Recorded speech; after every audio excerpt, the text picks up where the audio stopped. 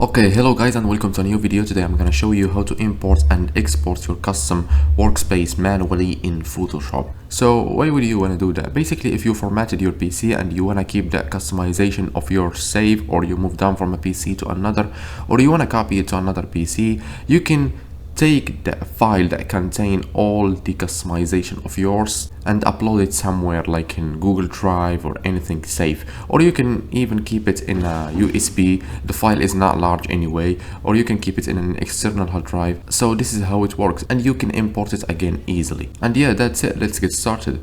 So as you can see, this is Photoshop and this is the default preset of Photoshop. This is the essential, as you can see over here. I'm gonna make some changes to make a custom workspace to show you. Let's, for example, remove all this stuff, and let's remove all this stuff, for example, just to show you. And now this is the properties. I'm gonna remove the libraries. I'm gonna take the layers and put it over here, as you can see. And I'm gonna put the adjustment over here, as you can see, and channels are gonna be over here, and path gonna be over here, as you can see. So let's say this is my custom workspace right now, as you can see. I'm gonna hit new workspace, then I'm gonna name it. I'm gonna name it YouTube, just for example.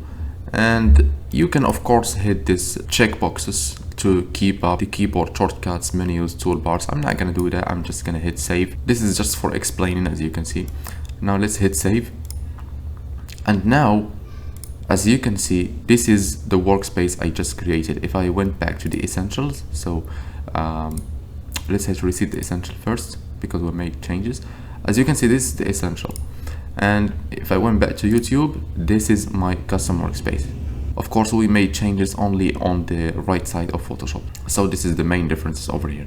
And now let's close Photoshop. You have to close it first.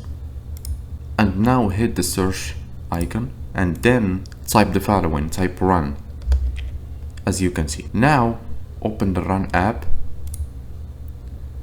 and here you're gonna type app data, just like that, and hit OK.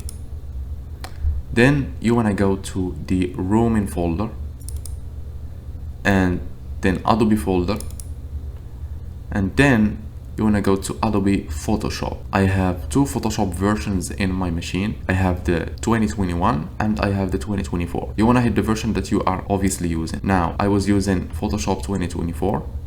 Let's hit that. Then you want to go to Adobe Photoshop settings folder. No matter what the version is, what's important is the settings folder. And then you want to go to workspaces. As you can see, this is the folder that contains all the workspaces you have.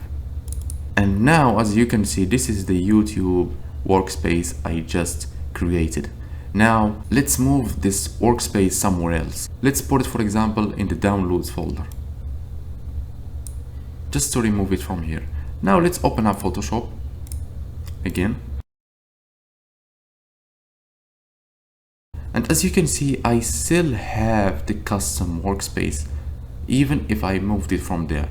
But this is because it's the last workspace I've been using. If I reseated the essentials, I will lose all that customization, because as you can see over here right now, there is no YouTube preset. It's been removed. So let's reset the essential, and if I want to go back to that YouTube preset, there isn't there anymore. So what you want to do is to close the software again. It's important to close the software and then go to the downloads folder. Let's get that YouTube preset to where it was. Control and X or Control C if you would just want to copy it, and then let's go back to the workspaces folder. Where were we before? And let's hit Control V. And now let's open up Photoshop again. And as you can see, nothing changed. But if we went to the workspaces, we will find it over here, YouTube workspace. Hit that YouTube workspace and all the changes are gonna come back again. So that's how it works. That's how you can do it in another device, or if you formatted your PC, you want to open up Photoshop for the first time just so it creates all the files, the app data files. As you can see here in the file explorer, we are in the app data.